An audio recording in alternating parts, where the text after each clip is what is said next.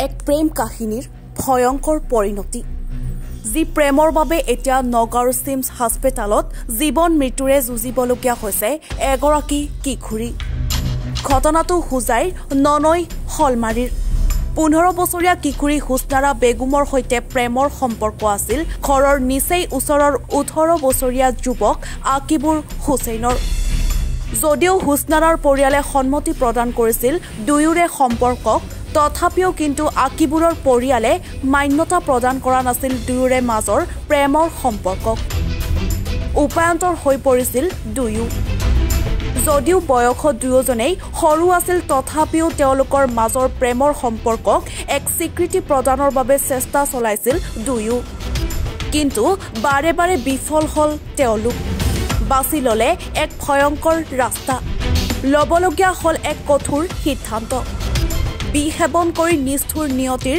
শীতল কোলাত আশ্ৰয় লোৱাৰ সিদ্ধান্ত ললে দুয়ো যোৱা বুধবাৰে নিশা হুছনাৰাৰ ঘৰৰ পিছফালে দুয়োৱে সেৱন কৰিলে হঠাৎ হৈচৈৰ সৃষ্টি হল দুয়োখন ঘৰতে ততাতৈয়াকৈ দুয়োকে লৈ অনা হল নগাঁৱৰ চিকিৎসালয়লৈ প্ৰেমিক আকিবুৰক চিকিৎসালয়ত ভৰ্তি কৰোৱা হয় যদিও উন্নত চিকিৎসাৰ বাবে গুৱাহাটীলৈ প্ৰেৰণ কৰা হৈছে আৰু প্ৰেমিকা হুছনাৰাক ভৰ্তি কৰোৱা হল নগাঁৱৰ ব্যক্তিগত খণ্ডৰ সিমছ হাস্পতালত বৰ্তমান সংকটজনক অৱস্থাত আইচিইউত চিকিৎসাধীন হৈ আছে হুছনাৰা দিন হাজিৰা কৰি পৰিয়াল পোহপাল দিয়া হুছনাৰাৰ পিতৃ সন্মুখীন হৈছে ভয়ংকৰ আৰ্থিক সংকটৰ হুছনাৰাৰ পিতৃ বাহিদুল ইছলামৰ মতে এয়া আত্মহত্যাৰ চেষ্টা নহয় বৰঞ্চ এয়া আকিবুৰৰ এক পৰিকল্পিত হত্যাকাণ্ডৰ চেষ্টা আৰক্ষীৰ অনুসন্ধানতহে পৰৱৰ্তী পৰ্যায়ত ওলাই পৰিব প্ৰকৃততে এয়া হত্যাকাণ্ড নে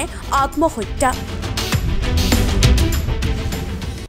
আমাৰ ছোৱালী এটা 16 বছৰৰ ছোৱালী নামটো হুছনাৰা বেগম এই ল'ৰা এটাক ভাল পায় এই ল'ৰাটোৰ নাম হ'ল আকিবুৰ হুছেইন আমাৰ ঘৰ লগতে একে ওচৰতে সদায় আমাৰ ঘৰত অহা যোৱা কৰে তাৰপিছত এই বুধবাৰ দিনাখন সন্ধ্যা সময়ত মই এটা মানে খবৰ পালোঁ মঙ্গলবাৰ দিনাখন বুধবাৰ দিনাখন তাৰ বাপেক মাতিলোঁ মাতি পেলাই বহি পেলাই আলোচনাত বহিলোঁ তেতিয়া তাৰ বাপেকে মানে আমাৰ এই ছোৱালীজনীক বিয়া পতাই নিনিয়ে বোলে যদি নিনিয়ে তেতিয়া সিহঁত গ'লগৈ সিহঁতৰ ঘৰত আমি আহি গ'লোঁ আমাৰ ঘৰত এতিয়া ৰাতি 12টা বজাত হা সেইটো কিন্তু আমি নাজানো কিন্তু থাকিবও পাৰে লুকাই অঁ ভাল পোৱা আছে বুলি পেলাইতো ছোৱালীয়ে কৈছে মোক ভাল পোৱা আছে তাৰপিছত ৰাতি 12টা বজাত এতিয়া ল'ৰা ছোৱালী কেনেকৈ মিল হ'ল ল'ৰা হ'বলৈ আহি পেলাই মাতি নিছে নি পেলাই আমাৰ কলপাৰত খাৰা হৈ বিষ খালে দুটাই এই ল'ৰাৰ মুখত বোলে অলপ দিছে আমাৰ ছোৱালীটোৰ মুখত বেছি দিছে এই ল'ৰাটোৱে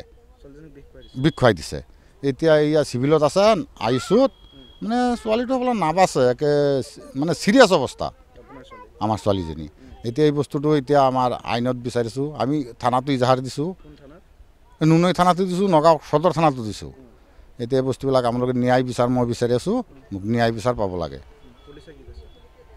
পুলিচেতো কি কৈছে পুলিচে কৈছে তোমালোক লিখি দিয়া আছে কি হয় এইটো আমি চাম পুলিচেতো দুদিন আহিছে আহি পেলাই ইয়াৰ পৰা মোৰ ট্ৰিটমেণ্ট লৈ গৈছে ইয়াত যিখিনি কৈছোঁ মই পুলিচকো গোটেইখিনি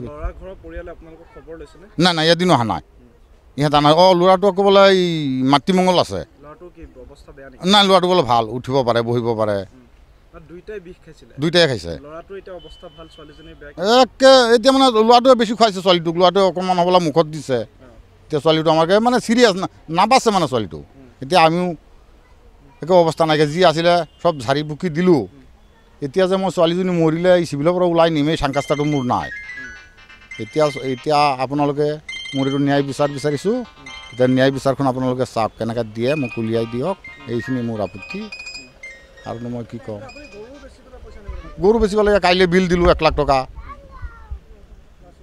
নাৰ্ছিঙত ইয়াই কি নাৰ্ছিং মই নাম নাজানো ইয়াৰ নাৰ্ছিংখনত এই নাৰ্ছিংখনত কাইলৈ গৰু অঁ চিম নাৰ্ছিং বোলে এইখনত দিলোঁ গৰু 80,000 টকা গৰু ঘৰত নাই মাইকী মানুহে 60,000 টকাত বেছি পেলাই দিছে এতিয়া মোৰ আৰু উপায় নাই এতিয়া মই কি কৰিম এতিয়া আপোনালোকে উপায় কৰি দিয়ক মোক নহ'লে মোকো মাৰি পেলাক আপোনালোকে যদি নহয় মই ছোৱালীজনীক আৰু ওলাই দিব নোৱাৰিম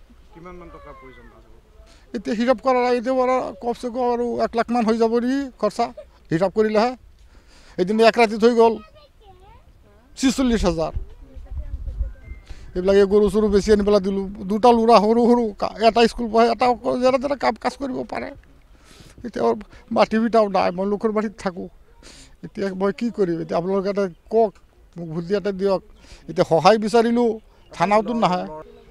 তাক তো এতিয়া এই বুলি পেলাইতো আমি থানাত জনালোঁ। এতিয়া থানাই কি কৰে, শাস্তি কি দিয়ে, এইটো আপত্তিটো সেই যায় বোলো মোৰ বিচাৰ লাগে।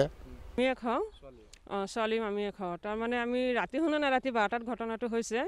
তাৰপিছত ৰাতিপুৱা 4টাত শুনিছোঁ, ফোন কৰিছে সিহঁতৰ যে ভাবি জলদি আহক, আমাৰ ছোৱালীজনী এনেকৈ কৰিছে। বোলো কোনে কৰিছে? বোলে ল'ৰাই আহি পেলাই ঘৰত শুই আছিলে, ফোন কৰি পেলাই উঠাই নিছে, নি পেলাই কলপাত নি পেলাই জেহেৰ খুৱাই দিছে।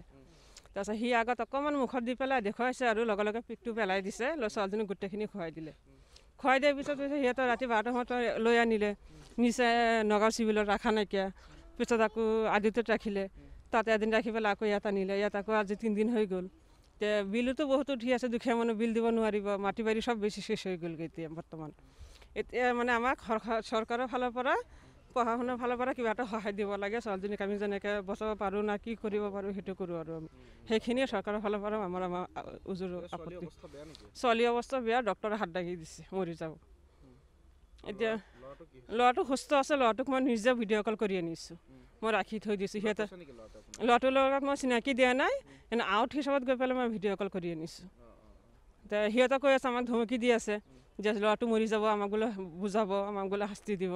তো অন্যায় সিহঁতে কৰিছে ন, সিহঁতে শাস্তি পাব লাগে, আমি কিয় শাস্তি পাম? তো সেইকাৰণে মই মনে মনে গৈ CID হিচাপত মই ভিডিঅ' কল কৰি লৈ আহিছোঁ। ল'ৰাটো সুস্থত আছে, ল'ৰাটো ঠিকেই আছে।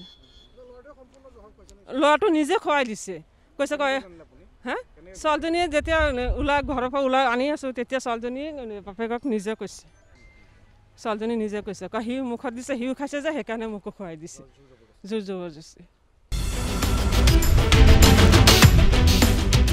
নগাঁৱৰ পৰা তুষাৰঞ্জন বৰাৰ প্ৰতিবেদন, এনিফাৰো 24।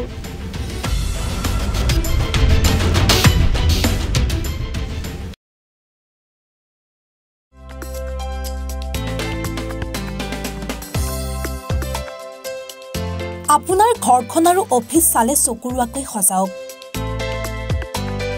আজি আহক সকলো ধৰণৰ অত্যাধুনিক ফাৰ্নিচাৰৰ বাবে চিটি ফাৰ্নিচাৰ 6 মাইল গুৱাহাটী। আমাৰ ঠিকনা 6 মাইল পাঞ্জাবাৰী ৰোড, পুৰবিদাৰীৰ সন্মুখত, গুৱাহাটী। আমাৰ যোগাযোগ নম্বৰ 9435013969।